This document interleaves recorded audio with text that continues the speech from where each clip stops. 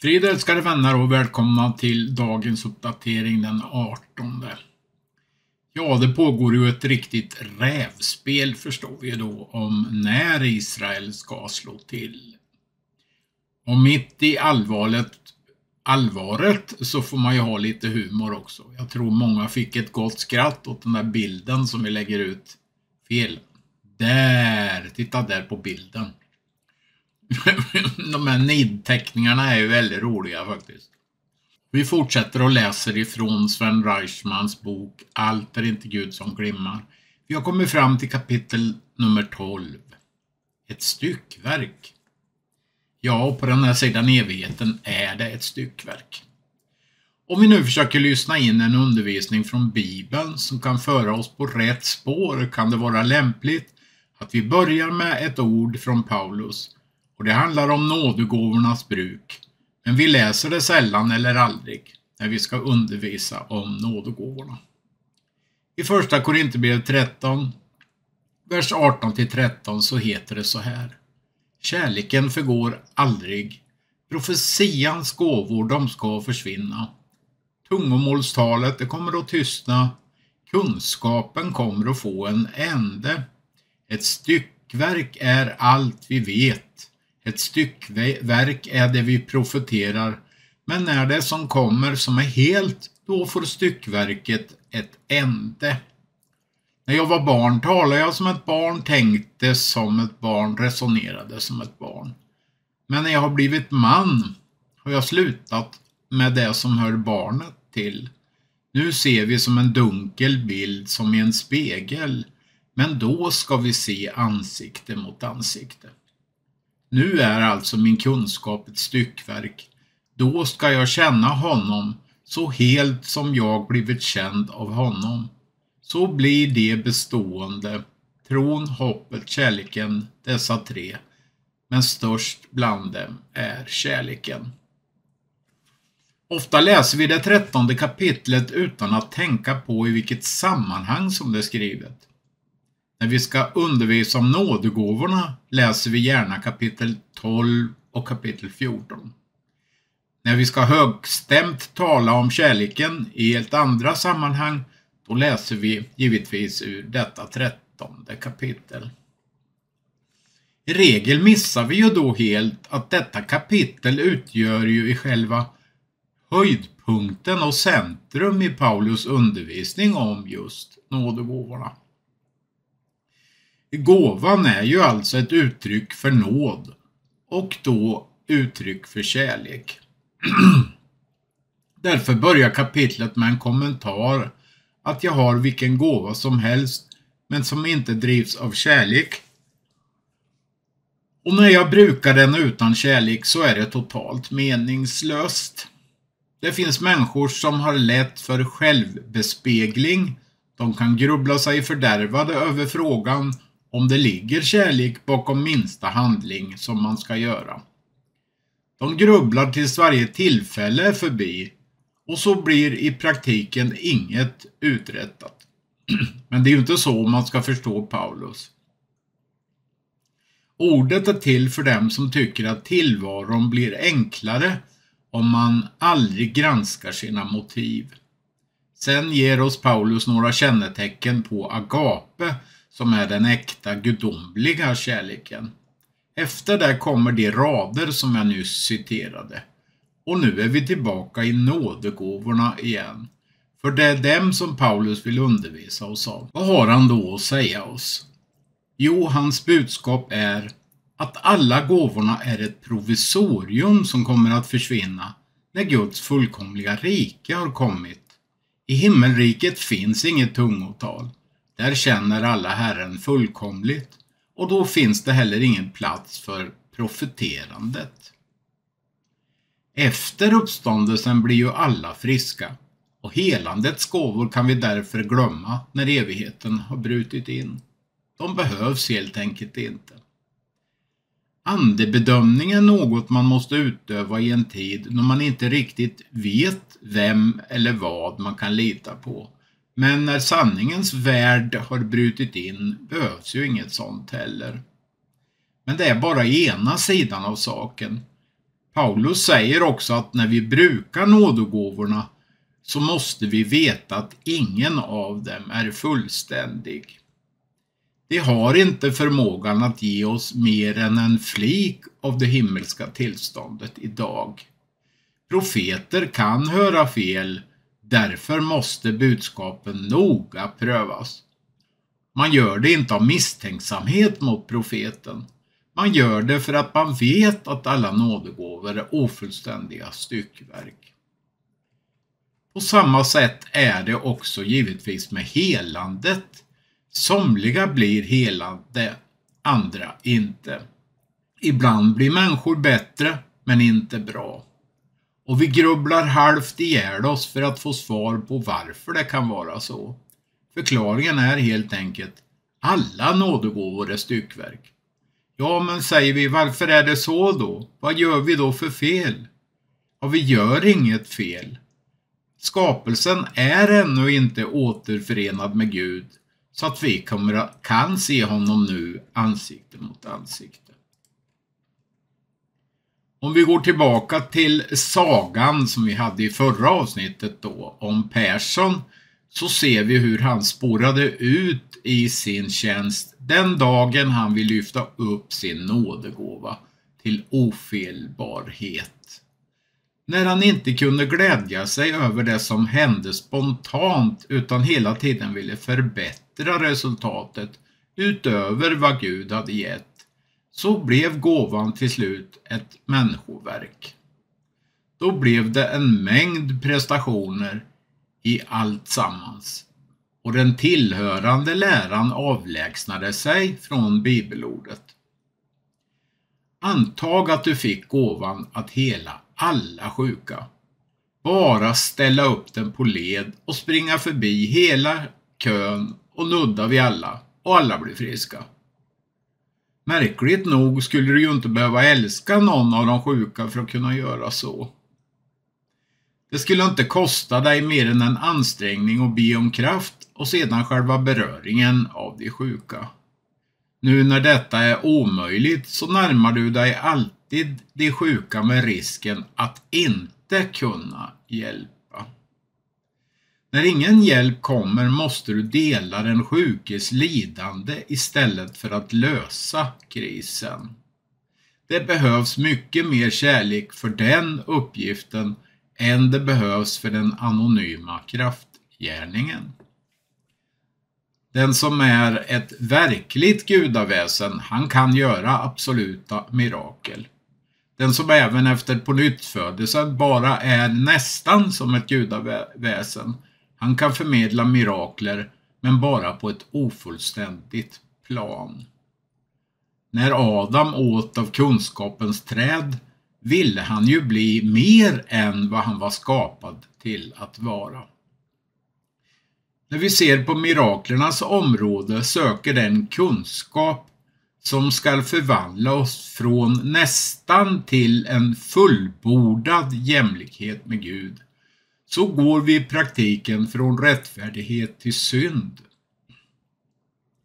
När det gäller mirakler kallas sånt förbättringssynd för magi.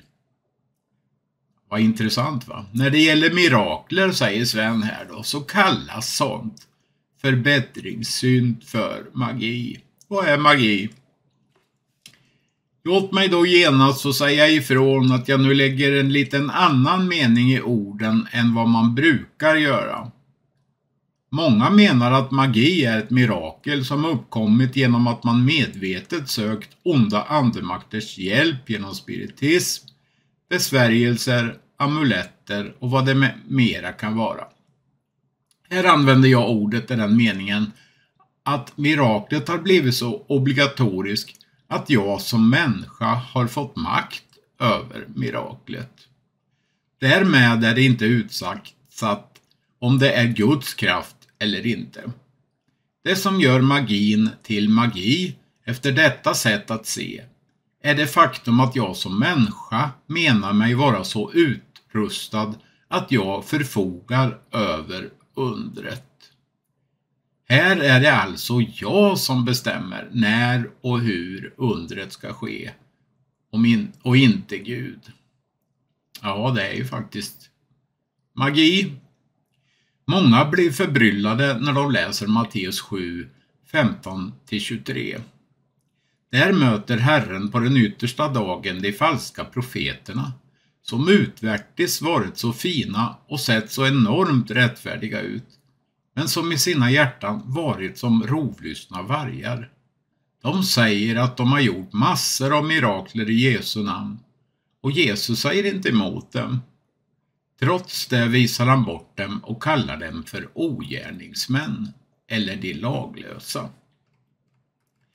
Kraften kan alltså missbrukas. Det som förvånar många är frågan varför Gud inte stänger av kraften när han ser att den missbrukas. Ibland händer det att människor som fått nådegåvor spårar ur och börjar leva i uppenbar och medveten synd. Det kan gälla otukt, bedrägerier, maktmissbruk eller liknande.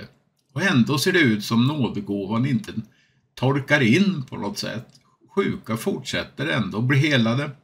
Människor kommer till tro, pengar flyter in som aldrig förr. Fastän hela sammanhanget helt plötsligt har blivit orent.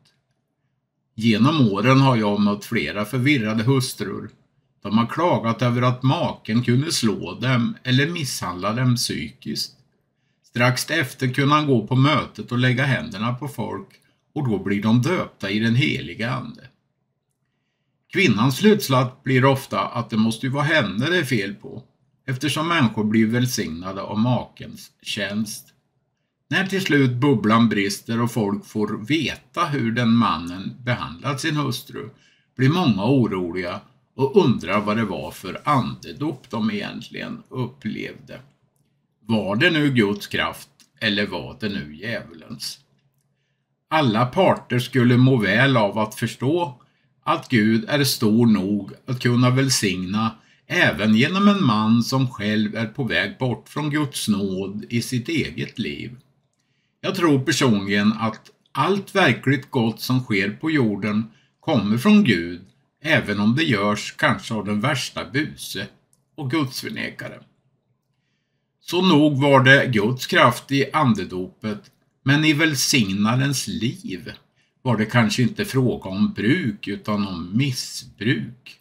I synnerhet när nådegåvan används för att legitimera synden efter den gamla principen: min synd är ingen synd, fast den ser så ut, för nådegåvan finns ju fortfarande kvar. Men än en gång frågar vi då: varför stänger inte Gud av kraften? Svaret är enkelt, men fordrar ganska lång begrundan för att bli mer än tomma ord. Om nådegåvan torkade in så vore det ju inte heller nåd utan en förtjänst. Ty det oerhörda är ju att jag, fattig syndig människa, mitt i min kamp mot synd och uppror, skulle kunna få förmedla något av himmelrikets kraft och rättfärdighet redan innan kampen slutligt är över i mitt eget liv. Gud tar ju av nåd inte omedelbart ifrån oss de naturliga gåvor när vi börjar missbruka dem. Om en kristen blir girig så tar ju inte Gud direkt ifrån honom alla pengar heller. Han är långmålig, står det.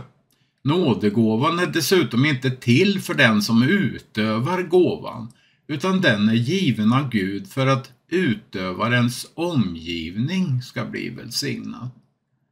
Och det kan han ju låta den bli, även om redskapet tar det lätt med renhet.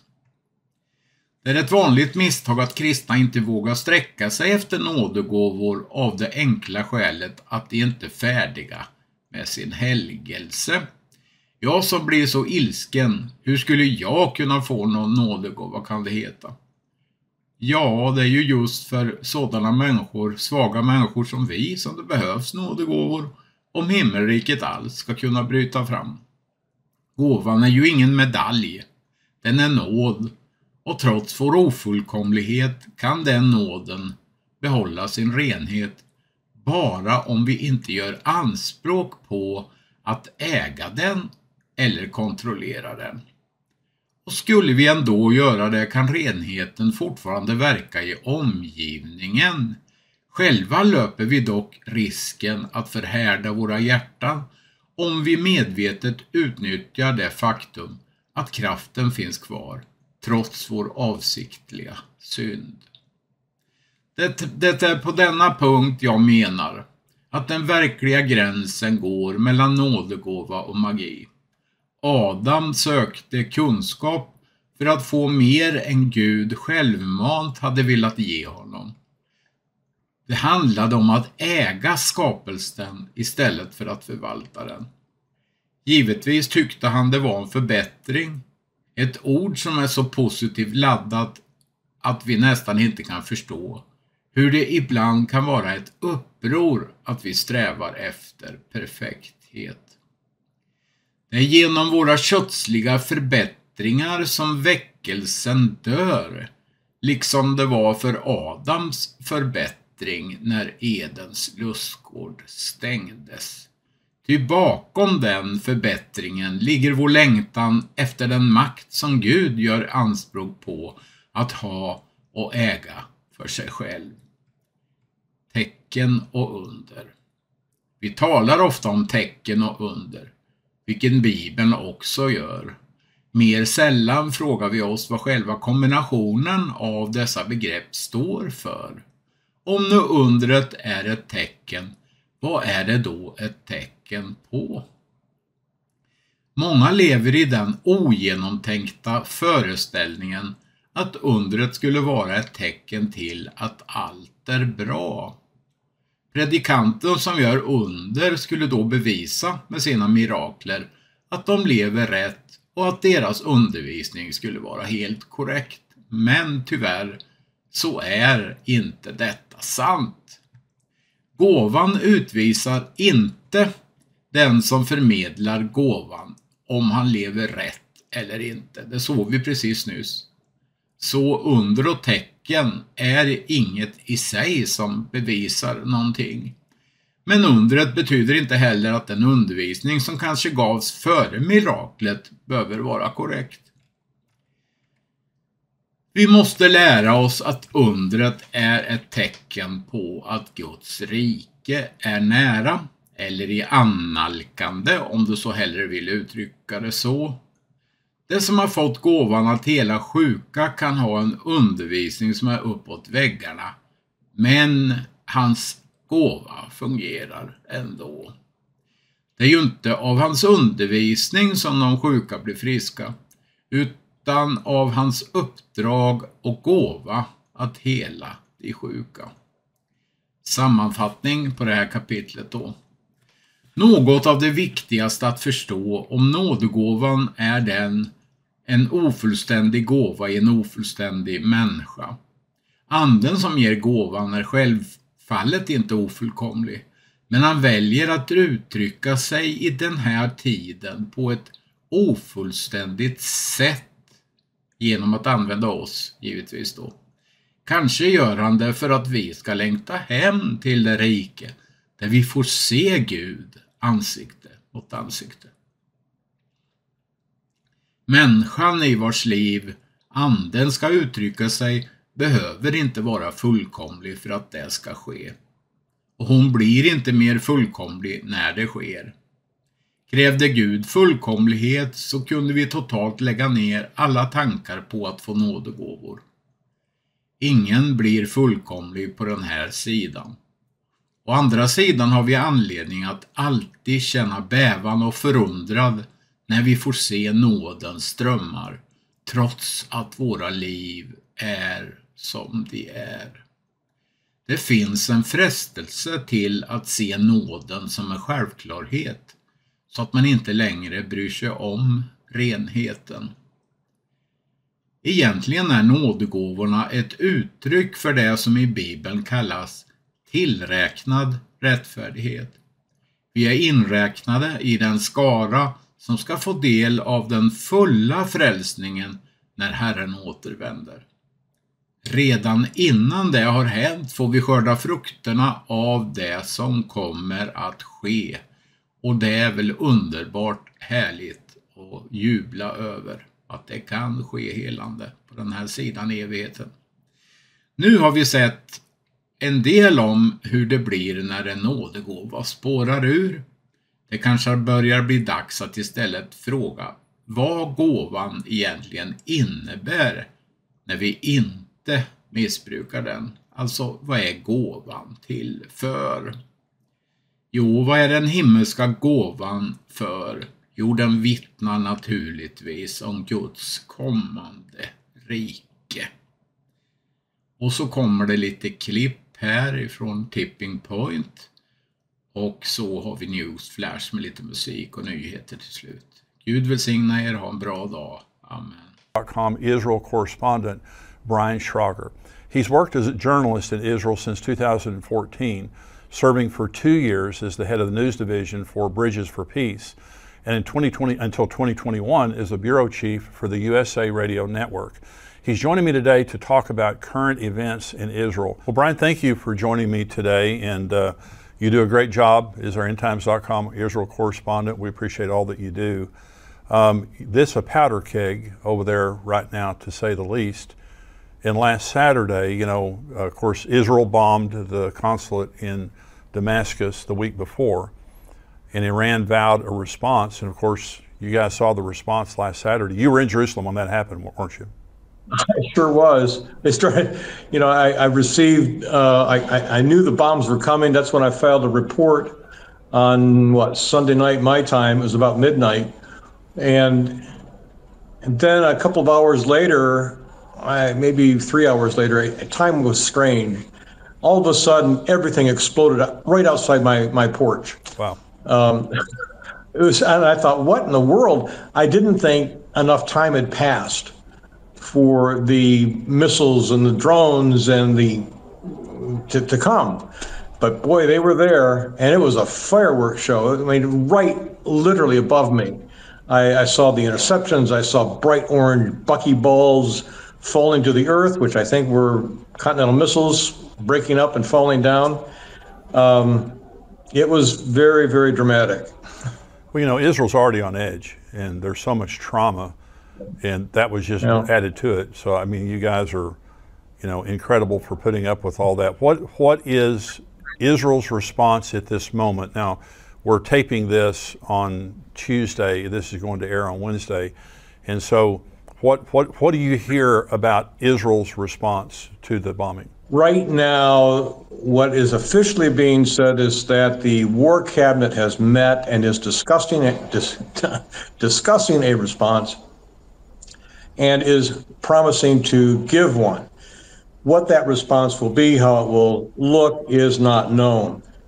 Netanyahu is having to be delicate in his communications with Joe Biden, because the U.S. obviously is a big, big ally of Israel, supplying weapons and funds, and was an invaluable help on Sunday night when those missiles hit, because the U.S. intercepted a bunch of those missiles and drones, as in fact did Saudi Arabia, Jordan, the UAE, and I think France also intercepted or helped with all of this. So Israel did not knock down 99% of these missiles by itself. Right.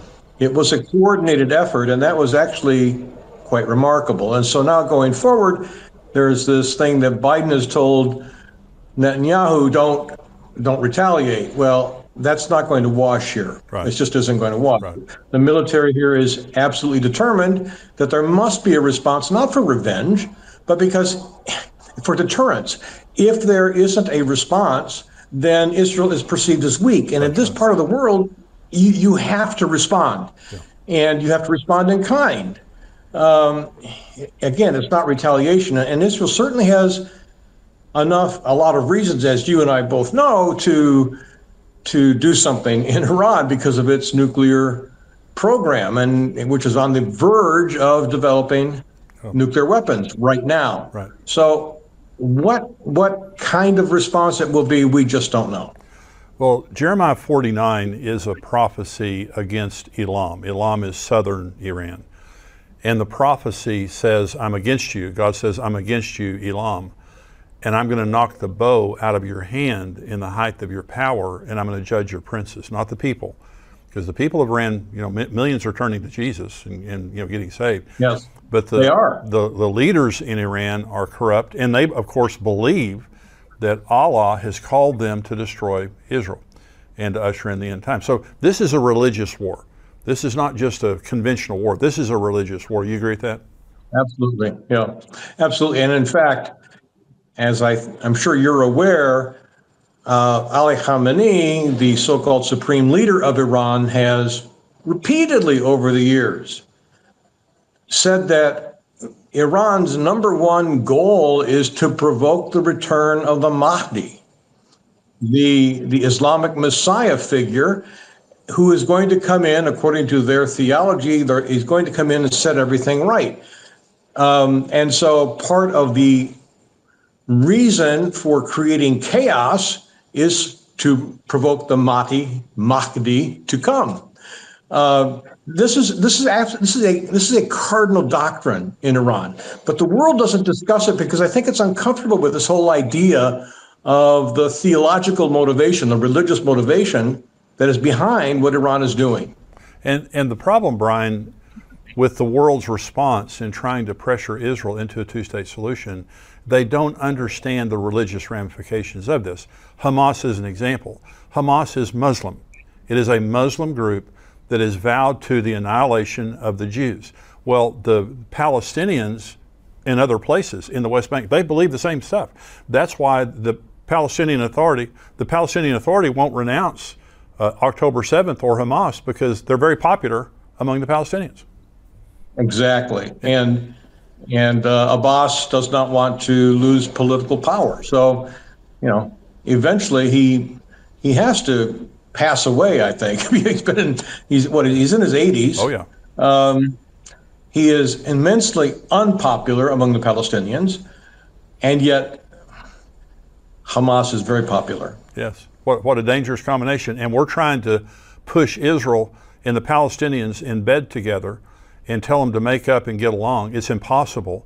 And that's why the resolve of Netanyahu, and I think this is true of the Israeli government, is never again. There's not going to be a deal with the devil. Is that right? Absolutely. And also, I think it's important to note that the Palestinians don't believe in a two-state solution. They absolutely don't. It's been off the table in Palestinian narrative here for at least a decade. They have been promoting a one-state solution, which basically is bring back all of the refugees from Jordan, from Syria, and basically establish a government here that is not, the majority is Muslim, not Jewish. And so the Jews are basically defeated as there's no Jewish state. So that's their one-state solution. And Israel knows this, the Palestinians know this, but there is this political narrative, this kind of magical thinking that persists throughout the rest of the Western world that somehow a two-state solution is doable. It's not. And both sides know it here. Exactly. Well, if you look at everything from a secular perspective and you just wipe out the religious, the deeply held religions of that area, everybody should be able to get along, everybody should be able to be at peace. This is generational. This goes back many generations of hatred and all those types of things. So the Bible says at the end, Israel will be hated by all the nations, that all the nations would ultimately gather against Israel at Jerusalem. Of course, that's Zechariah, that's Joel 3, all through the Old Testament. So this is what we're seeing happening, unfolding. Let's talk about Iran for just a minute now. The red line that existed has been erased. For the first time, Iran has directly attacked the state of Israel. Okay, so now in the world, for the last few days at least, Iran has been under scrutiny. There have been many nations that have rebuked them for what they did, standing against them. Is there any practical penalty that they're playing, as in sanctions or as in anything like that? Well, one benefit to Israel in all of this is that, at least for now, international opinion has shifted somewhat back in favor of Israel. The international opinion was condemning Israel very, very strictly and firmly up until the attack. because of its war in Gaza. Now there is this condemnation of Iran, and we can only hope that there is some degree of waking up on the part of Western nations about what Iran's ambitions are, which is to establish a global caliphate. It's not a regional thing. They literally want to see the world taken over, led by their Mahdi, which is, I think, how you say it in Arabic. So I don't know. I think in the end, the military here is very, very clear. As you know, I recently interviewed Brigadier General Amir Avivi, and it was just, I think, posted yesterday. Now, that interview took place before the attack, but the doctrine he laid out there for Israel is the same doctrine that exists today, which is that we must be strong. Hamas must be defeated. Hezbollah must be pushed back. Israel cannot allow this situation to continue in the north with more than 60,000 Israelis displaced from their homes and their businesses. This cannot continue. And then, of course, we all know that at the center of the spider web is the spider, Iran, and Iran has to be dealt with. When I spoke with General Avivi, I said, don't we risk, if we take on Iran, I said, don't we risk stirring up the hornet's nest of the new global alliance that's trying to take place with Iran, China, Russia, and North Korea, maybe Turkey? And he said, no, just the opposite. He said, if we don't respond, then those entities become emboldened. They believe that, all we've done so far is our sanctions, and they're overcoming those sanctions with their economic coalition. So they believe that the United States has the ability, the military ability to respond, but they don't think it has the will. And he said, as long as they believe that, they're going to just get worse and worse. Russia has invaded Ukraine, and it might be Poland next. It might be the other parts of Europe.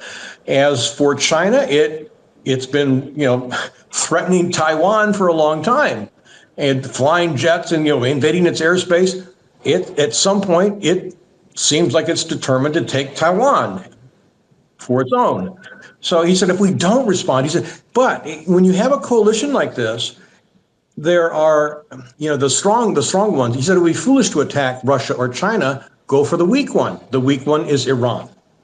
And he said, if we give a strong response to Iran, he said, we, not just Israel, he meant a coalition, especially with the help of the United States. He said, the U.S. has to partner with us in this and go after Iran, and that will send an unmistakable message to Russia and China and this attempt to form a new global order. And it will tell them, no, we are willing to stand firm. We're not just going to do words and sanctions. We're willing to fight for what is right. That's exactly right. Well, you said something earlier about Iran's desire for world domination. See, the word Islam means submit, and their vision is for world submission to Islam. And Netanyahu has said repeatedly, if we're not fighting Hamas just related to Israel, if they beat us, they're coming for you. And that's exactly right. That's like the Nazi regime. You don't exterminate this here, it's going to spread all over the world. And of course, there's Muslims all over the world that would be greatly emboldened by a victory over Israel. So southern Iran, the Jeremiah 49 prophecy, is a devastating blow on Elam, southern Iran. Interestingly, that's where they have the Bushehr nuclear facility. That's where they have many of their missile launchers and their nuclear facilities. God says, I'm going to knock the bow out of your hand in the height of your power, and I'm going to judge your princes. And it says, it will be so desolate in Elam after the devastation, there won't be a nation on earth where someone from Elam hasn't moved. So this is talking about a devastating attack. And of course, I'm not saying that's what's going to happen in the next few days, but it could. Well, you know what? At this point, for my part, I hope it does, but we'll see. Well, so the IAEA, International Atomic Energy Agency, they have turned a blind eye to Iran has defied the world community related to nuclear weapons, and recently the IAEA came out and said, we have no idea what's going on in Iran, but we do know they've made tremendous strides. So they have a hypersonic missile in Iran that can reach Israel in, I think it's 4 minutes. Or it's 400 seconds, 6.66 minutes. And so I think the missiles that came in last weekend, it took 4 or 5 hours for them to get there. Well, there were a mixture of things, and some of them were intercontinental missiles, and or ones that can go, I think, a range of 1,500 miles. I forget what the name of them, but they were launched later, and they did, in fact, arrive in Israel about 6 minutes after they were launched. So the drones were launched, and those took several hours, but they waited until the drones were close, and then they fired some of these other missiles, which came in rather quickly. Well, 2 years ago, my book Tipping Point came out, and in the book Tipping Point, I predict that Israel will strike Iran because it's an existential threat. Not only was the attack last weekend, but if they have a nuclear weapon, Brian, they're going to fire it at Israel. And one nuclear missile landing in Israel is game, set, and match. It's just, it's devastation. And so it's an existential threat. They have now given Israel an opportunity to respond. Now, again, we don't know exactly how that response will play out. But the thing, Israel is known for decisive responses to military attacks. They're strong. You punch them, they're going to punch you back harder. And so whatever happens, I believe, like you, and like the general you were talking to, I believe it's going to be a decisive blow. So, let's just say that Israel does respond here in the next few days. What is Israel's capability militarily to defend their borders? I mean, they've got a multi-front war going on, and it just seems like they're spread really thin. They are.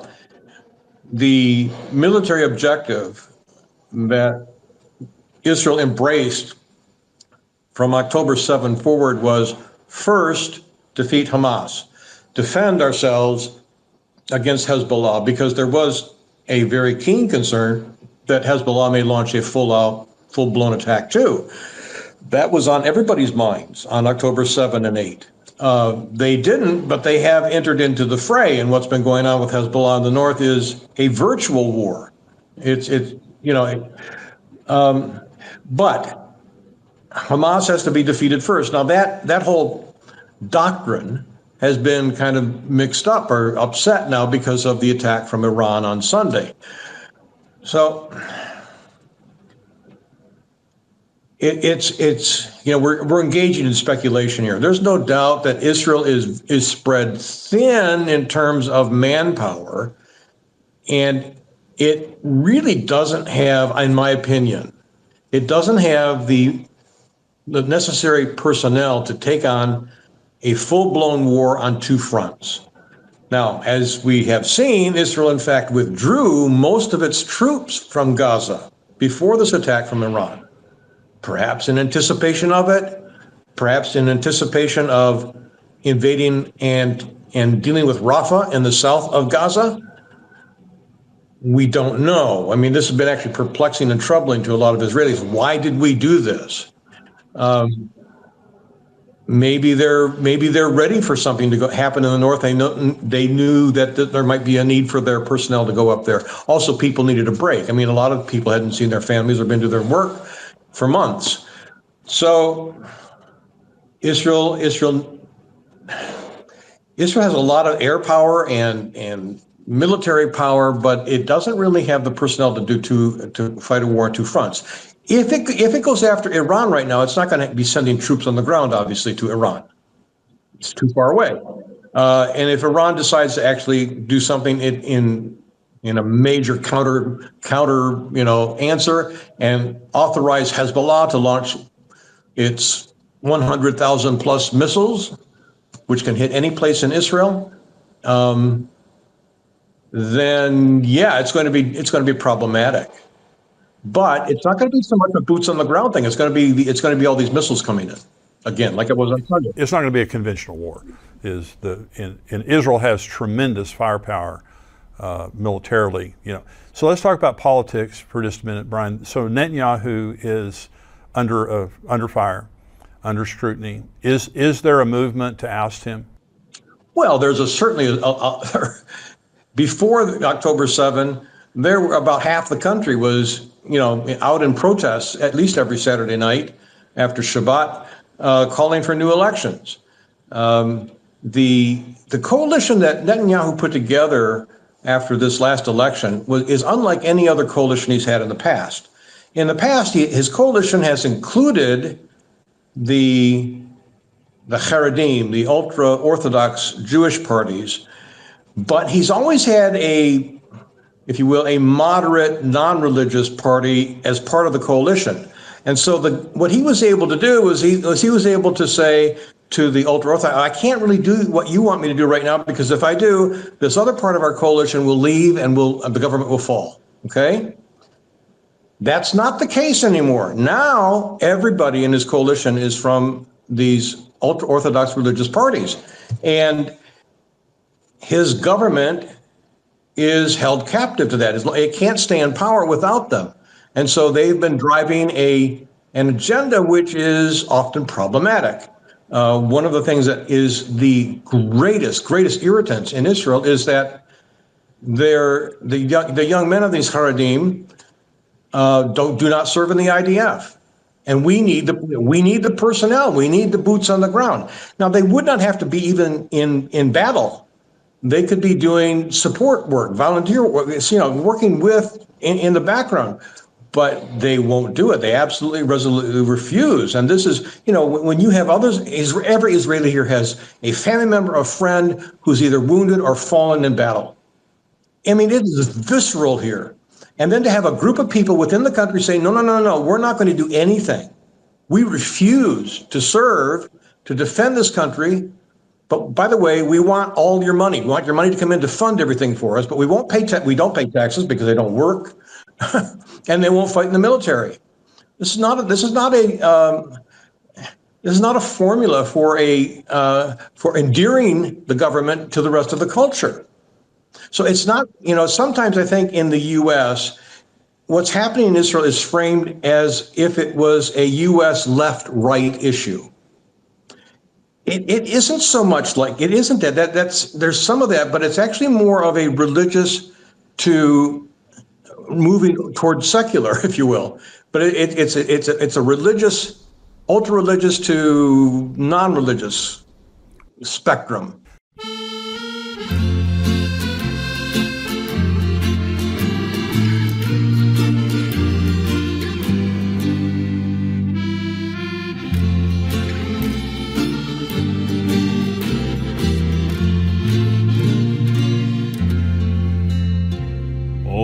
Av många handa ting du synes trängt, oframkomlig är din väg av hindrens mängd. Gud som for om bönen hörde och sitt folk till seger förde, än idag kan öppna vägen som är stängd. Sådan är han än idag, vår store Gud. Sådan är han än idag, vår store Gud. Än idag han hjälper alla som i tro hans namn och kallar. Sådan är han än idag, vår store Gud. Har du ofta lidit nederlag i tron? Är ditt hjärta fyllt utav missnöjets ton? Får de genom bönens sången, porten öppnades och fången fördes ut att skåda himlens ljusat sol. Sådan är han än idag, vår store Gud. Sådan är han än idag, vår store Gud.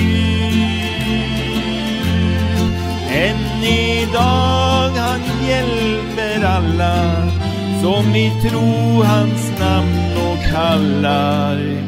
Sådan är han än idag, vår store Gud. Universum vilar i vår faders famn. Alla rymdens stjärnor nämner han vid namn. Skulle han då inte tänka på sitt barn och kraften skänka, så att du och jag når fridens hella hamn? Sådan är han än idag, vår store Gud. Sådan är han än idag, vår store Gud. Än idag han hjälper alla som i tro hans namn och kalla. Sådan är han än idag, vår store Gud. Ja, sådan är han än idag, vår store Gud. Sådan är han än idag, vår store Gud. Än idag han hjälper alla som i tro hans namn och kalla. Sådan är han än idag, vår store Gud.